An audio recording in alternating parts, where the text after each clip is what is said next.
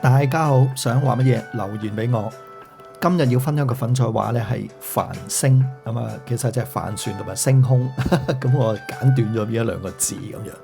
咁我好中意畫星空同埋帆船啦，咁樣一陣間可以分享下畫呢一幅畫咁樣啦。咁帆船咁樣成日喺大海航行啦，即係面對唔同嘅風浪天氣啊，同埋挑戰咁樣。人生都係咁樣噶，有時就順風啦，有時係逆風咁，但係我哋即係喺人生嘅海上面航行咧，就好似駕駛住個帆船咁，即係要掌握好個方向同埋力量啦咁樣。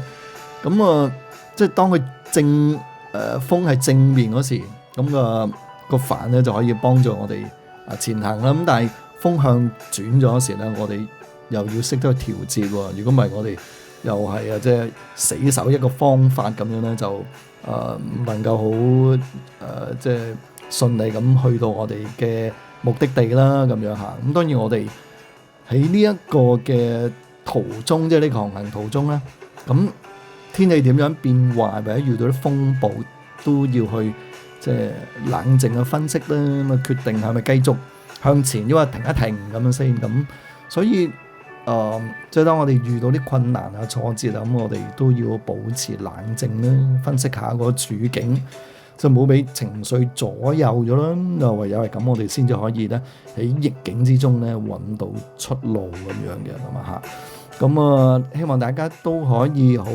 順利咁樣去到大家想去到嘅目標啦，即係喺呢個人生嘅航程之中咁樣。咁講翻呢幅畫啦，咁喺畫個海方面就冇乜特別啦。咁我就用咗個深藍色嘅底啦，跟住用擦膠筆啦咁樣。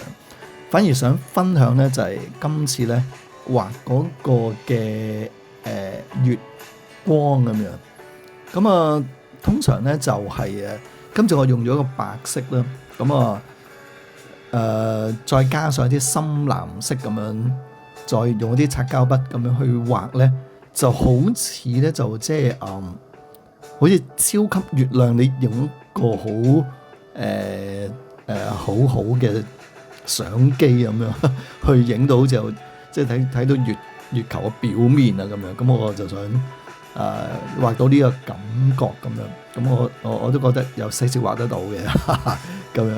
咁變咗咧同平時嗰啲咧就有些少唔同啦咁樣，咁就係好似細緻一啲咁樣啦嚇。咁喺唔同嘅畫又可以即係畫得細緻一啲、模糊一啲，或者係一啲好光嘅月亮咁樣嚇。咁我呢幅畫即係着重喺畫個月光，同平時畫嘅方法有啲唔同。咁希望大家中意呢條片，可以訂閱頻道，撳下鐘仔 comment like share， 下次見。